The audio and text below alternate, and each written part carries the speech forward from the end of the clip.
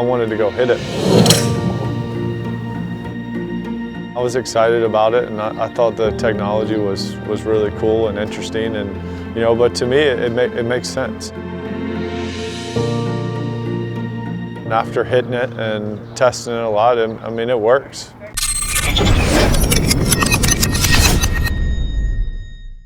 Okay, so you've heard a little bit there from world #1 Dustin Johnson, who we caught up with at TaylorMade's launch event out in Carlsbad. But this is the M4 iron. I've got it in my hand here. Loads of cool new technology. This is actually replacing the M2 iron. We've got the M3 iron, which is replacing the M1 iron.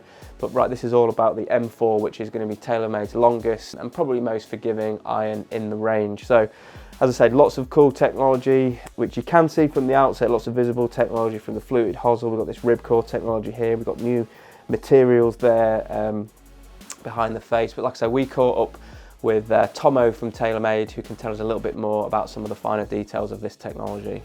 So a couple of things I want to highlight here. The first one is the face slots, obviously cut through the face all the way. I'm sure you guys already knew that, but just as a reminder, they're filled with an epoxy DP 400 material that basically kind of keeps those slots flush to the face.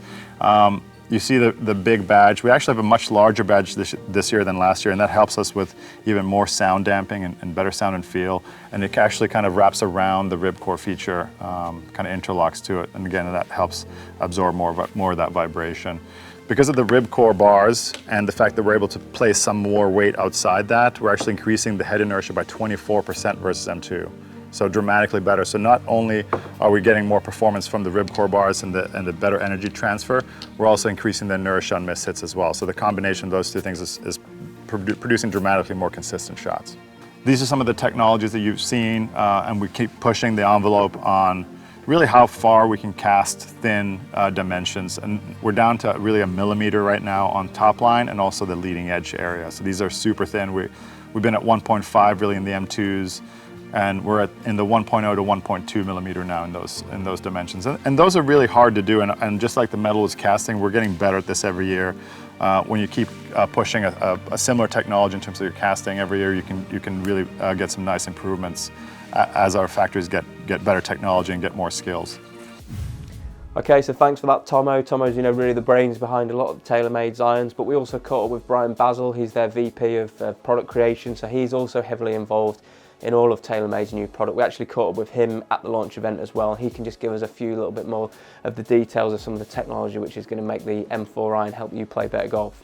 So in the M4 irons, we spend a significant amount of our R&D time trying to figure out how we can push the envelope of distance irons. And for the last decade, really starting with the CGB irons and the burner irons 10 years ago, we've now been able to provide golfers with the new M4 distance, height, face protection, and now accuracy. And we're able to do it through several technologies, but the newest one is Ribcor, the two ribs right outside the face slots. All the flexibility that's happening in the face is happening between those face slots. Everything outside of that, where typically we've lost the energy. We've dissipated energy where it didn't help the golfer. Now we've controlled that and left all that energy to go into the golf ball through that Ribcor construction and design. And so you combine Ribcor with face slots, speed pocket in the bottom, even the fluted hosel, which allows us to get our center of gravity down. And now we have this extremely long iron that gets up easy, more forgiving than the M3 in terms of inertia and stability and thickness of the top line and the sole. So you get a true game improvement iron, but with a ton of horsepower. Now, we wouldn't really expect Dustin Johnson, the world #1, to be putting a full set of TaylorMade M4s into the bag, as we know he plays the TaylorMade P730, so he's very much more a blade sort of guy. These are more aimed at your high handicappers, but we saw him hitting some of the 4 irons of this club out at the launch event, and just put it this way, he can hit it further than I can hit driver. So let's go and hear from Dustin just a few comments of what what his first impressions and what his reactions were after hitting the TaylorMade M4 irons. To me, it's a good-looking iron, for a big head. And I've been over the past couple of years. I've started to use like the bigger headed 2 iron and stuff. So which I've really liked. The Tour Preferred one. UDI, yeah. The UDI, yeah. So I've been using that, and I've gotten used to, you know, having a little bit bigger head with a long iron just to, you know, help the ball get in the air, hit it a little bit further. You know, the miss hits still fly pretty good, so it's, you know, it's really nice to be able to play these. And then, you know, hitting this one that day, I mean, I was very impressed with the flight of it, you know, how far it was going and how straight it was going. So anytime I can get a good driving iron, you know, I'm all about it. Yeah.